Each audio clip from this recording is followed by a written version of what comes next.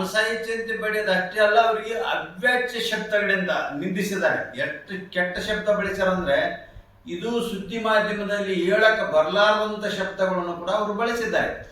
ಈ ಶಬ್ದಗಳನ್ನ ಇನ್ನು ಕೆಲವು ಶಬ್ದಗಳನ್ನ ಬಳಸಲಾರದಂತ ಶಬ್ದಗಳು, ಇವು ಹೇಳುವಂತ ಶಬ್ದಗಳನ್ನು ನಾನು ಹೇಳಿದ್ದೇನೆ. ಹೇಳಲಾರದಂತ ಶಬ್ದಗಳನ್ನು ಕೂಡ ಅವರು ನಿಂದಿಸಿದ್ದಾರೆ, ಅವರ ಬಾಯಿಯಲ್ಲಿ ಬಂದಿದೆ. ಇಂಥ ಶಬ್ದಗಳನ್ನ ಆಡುವ ಮುಖಾಂತರ, ಅವ್ರನ್ನ ಬಡಿಯುವ ಮುಖಾಂತರ ಅವರಲ್ಲಿ ಹೇಳಕ್, ಮತ್ತೆ ಅಲ್ಲಿ ಯಾರೋ ಒಬ್ರು ಪುಣ್ಯವಂತರು, ಯಾರೋ ಮನುಷ್ಯತ್ವ ಇರ್ತಕ್ಕಂಥ ಒಬ್ಬ ಮನುಷ್ಯ ಪೊಲೀಸ್ ಸ್ಟೇಷನ್ಗೆ ಫೋನ್ ಮಾಡಿದ್ದಾನೆ. ಅಲ್ಲಿರ್ತಕ್ಕಂಥ ಸಬ್ ಇನ್ಸ್ಪೆಕ್ಟರ್ ಹೊಲಕ್ಕೆ ಹೋಗಿದ್ದಾರೆ. ಅವರು ಇಲ್ಲಿರ್ತಕ್ಕಂಥ ಸಬ್ ಇನ್ಸ್ಪೆಕ್ಟರ್ ಹೊಲಕ್ಕೆ ಹೋಗಿ ಆ ಜನ ಬಂದಿತ್ತಲ್ಲ, ಆ ದೊಡ್ಡ ಸಂಖ್ಯೆ, ಆ ಜನನ್ನೆಲ್ಲ ಹಿಮ್ಮಟ್ಟಿಸಿ ಈ ಹೆಣ್ಮಕ್ಕಳನ್ನ ಇಲ್ಲಿ ಕರ್ಕೊಂಬಂದಾರ.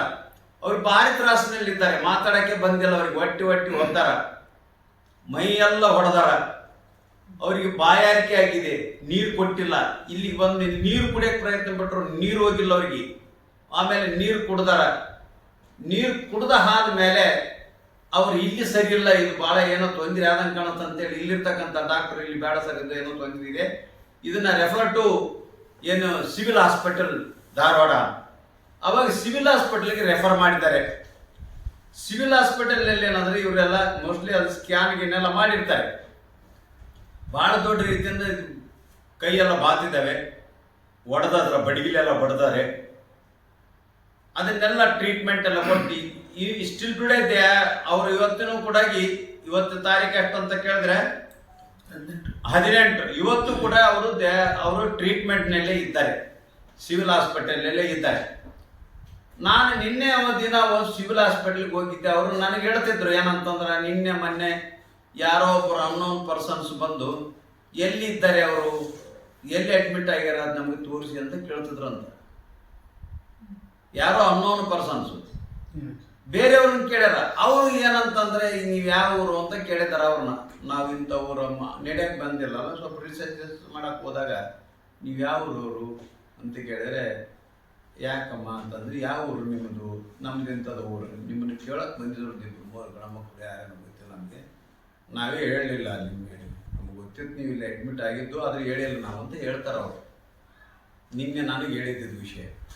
ಆದರೆ ಅವರು ಇವತ್ತಿನ ತನಕನೂ ಕೂಡ ಭಯದ ವಾತಾವರಣದಲ್ಲಿ ಇದ್ದಾರೆ. ಆ ದಿಂಡಲಕೊಪ್ಪ ಅಂತಕ್ಕಂಥ ಊರು ಭಯದ ವಾತಾವರಣದಲ್ಲಿರ್ತಕ್ಕಂಥ ನಮ್ಮ ಪರಿಶಿಷ್ಟ ಜಾತಿ ಜನಾಂಗ, ಮಾದಿಗ ಜನಾಂಗ, ಅಲ್ಲಿರೋದೇ 4 ಕುಟುಂಬ. ಆ 4 ಕುಟುಂಬದಲ್ಲಿ ಕೂಡ 2 ಕುಟುಂಬನೇ ಇವರು ಓಡಿಸಾಡಿ ಬಡ್ದಿದ್ದಾರೆ. 2 ಕುಟುಂಬ ಎದುರಿ ಅವ್ರ ಜೊತೆಗೆ ಸೇರಿದ್ದಾರೆ. ಅವ್ರು ಏನು ಹೇಳ್ತಾರೆ ಅದನ್ನೇ ಸಹಿ ಅಂತಾರೆ ಅವರು. ಯಾಕಂದ್ರೆ ಅವ್ರ ವಿರುದ್ಧ ಮಾತಾಡಿದ್ರೆ ಈಗ ಅವರು ನಮ್ಮನ್ನು ಹೊಡಿತಾರೆ ಅನ್ನೋ ಭಯದಲ್ಲಿ ಅವ್ರ ಪರವಾಗಿನೇ ಮಾತಾಡ್ತಿದ್ದಾರೆ. ಇಂಥ ವಾತಾವರಣ ಅಲ್ಲಿ ನಿರ್ಮಾಣ ಆಗಿದೆ. ಅಲ್ಲಿ ಡೆಮೋಕ್ರಸಿನೂ ಇಲ್ಲ, ಸ್ವತಂತ್ರನೂ ಇಲ್ಲ, ಮತ್ತೆ ಅಲ್ಲಿ ನ್ಯಾಯ ಇಲ್ಲ. ನ್ಯಾಯ ಮತ್ತು ಸ್ವತಂತ್ರ ಇಲ್ಲ ಅಂತ ನಾನು ಯಾಕೆ ಹೇಳ್ತೀನಿ ಅಂದ್ರೆ, ಈ ಮಾತನ್ನ ಸರ್ಕಾರ ಹಿಂದೆ ಯಾರಂದ್ರೆ, ಇದು ನನಗೆ ಗೊತ್ತಿಲ್ಲ, ಬಹಳಷ್ಟು ದಿನಗಳ ಕಾಲ ಇಲ್ಲಿ ಒಂದು ಹೋರಾಟಕ್ಕೂ ಬಂದಿದ್ದೆ ನಾನು. ಯಾವುದಂತಾರಂದ್ರೆ, ಈ ಇನಾಮಿ ಜಮೀನ್ದಾರದ ಹೋರಾಟ ನಡೆದತ್ತು ರೈತರದು, ಅದಕ್ಕೆ ಬಂದಿದ್ದೆ. ಆ ಸಂದರ್ಭದಲ್ಲಿ ಸ್ವಲ್ಪ ಗೊತ್ತಾಗಿದ್ದು, ಇಷ್ಟು ದೊಡ್ಡ ಅನಾಹುತ ಆದ್ಮೇಲೆ, ಪೊಲೀಸರಿಗೆ ಇದು ಗೊತ್ತಾದ ಮೇಲೆ, ಇದಕ್ಕೆ ಯಾರು ಒಬ್ರು ಕೂಡ, ಈವನ್ ಟುಡೇ ಒಬ್ಬರನ್ನು ಕೂಡ ಅರೆಸ್ಟ್ ಮಾಡಿಲ್ಲ ಅಂತಂದ್ರೆ ಎಷ್ಟು ಜವಾಬ್ದಾರಿ ನಿರ್ವಹಿಸಿದ್ದಾರೆ ಪೊಲೀಸರು ಅಂತಕ್ಕಂಥದ್ದು ಇದು ಮೇಲ್ನೋಟಕ್ಕೆ ಕಾಣ್ತದೆ. ಇದಕ್ಕೆ ಏನಂತ ಕೇಳ್ತಾರೆ, ಇವ್ರ ಫೋನ್ನಲ್ಲಿ ಇದೆ, ಇವ್ರು ಫೋನ್ ಎತ್ತಿದ ಕೂಡಲೇ ಇದು ಬೆಳಗಾವಿ ಪೊಲೀಸ್ ಸ್ಟೇಷನ್, ಇದು ಪೊಲೀಸ್ ಸ್ಟೇಷನ್ ಪೊಲೀಸರು, ನಿಮ್ಗೆ ಏನಾರ ಕಷ್ಟ ಇದ್ರೆ, ನಿಮ್ಗೆ ಏನಾರ ತೊಂದರೆ ಇದ್ರೆ ಇಮಿಡಿಯೇಟ್ ಆಗಿ ನಮಗೆ ತಿಳಿಸಿ, ನಾವು ತಕ್ಷಣ ಅದಕ್ಕೆ ಸ್ಪಂದಿಸ್ತೇವೆ ಅಂತ ಹೇಳ್ತೀರಿ. ಇವತ್ತಿಗೆ 9 ದಿನ ಆಗಿದ್ರೆ ಒಬ್ಬರನ್ನ ಅರೆಸ್ಟ್ ಮಾಡಿಲ್ಲ ಅಂದ್ರೆ ಸ್ಪಂದನೆ ಏನು? ಸ್ಪಂದನೆ ಏನು ಹೇಳಿ? ಯಾಕೆ ರಾಜಾಗ್ರ ಅಂತ ಇವರೇ ಒತ್ತಾಯ ಮಾಡ್ತಾರೆ, ರಾಜಾಗ್ರಿ ಅಂತ. ಆಯ್ತು, ರಾಜಾಗ್ರಿ ಅಂತ ಒತ್ತಾಯ ಮಾಡೋದು ನಿಮ್ದು ಸರಿಯಲ್ಲ ಅಂತ ಹೇಳೋದಿಲ್ಲ ನಾನು, ನಿಮ್ದು ಸರಿನೇ. ಅಲ್ಲಿ ಹೋಗಿ ಊರಾಗ ಒಳ್ಳೆ ವಾತಾವರಣ ಸೃಷ್ಟಿ ಮಾಡಿ, ಸಾಮರಸ್ಯ ಮೂಡಿಸಿ, ಸಹೋದರತ್ವ ಭಾತೃತ್ವವನ್ನು ಬೆಳೆಸಿ, ಅಲ್ಲಿ ಹೋಗಿ ಶಾಂತಿ ಸಭೆನಾದ್ರೂ ಮಾಡಿ, ಅದನ್ನು ಮಾಡಲಿಲ್ಲ ನೀವು. ರಾಜಿ ಮಾಡಕ್ಕೆ ಓಡಾಡ್ತೀರಿ?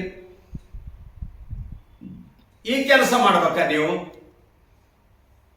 ಅದಕ್ಕೆ ನಾನು ಪೊಲೀಸ್ ಆಡಳಿತ ಹಿಂಗಾದಂತ ನನಗೆ ಗೊತ್ತಿಲ್ಲ.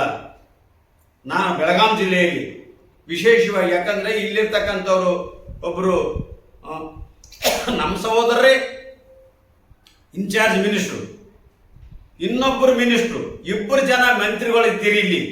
ಇಷ್ಟು ದುರಾಡಳಿತ ಇಲ್ಲಿರೋದು. ದಲಿತರ ಇಷ್ಟು ಹೀನಾಯ ಸ್ಥಿತಿನಲ್ಲಿ ದಲಿತರು ನಾಯಿನರಿಗಳಂಗೆ ಬದುಕಬೇಕ, ನಾಯಿನರಿಗಳಂಗೆ ಭಿಕ್ಷೆ ಕೇಳಬೇಕ ನ್ಯಾಯ? ಇಲ್ಲಿ ದಲಿತರು ಹರಿಜನರು ನಾಯಿನರಿಗಳಂತೆ ಬಾಳ್ಬೇಕ? ನ್ಯಾಯ ಕೇಳಕ್ ಹೋದವನ ಮೇಲೆ ಕೇಸ್ ಹಾಕ್ಬೇಕ? ಅವನ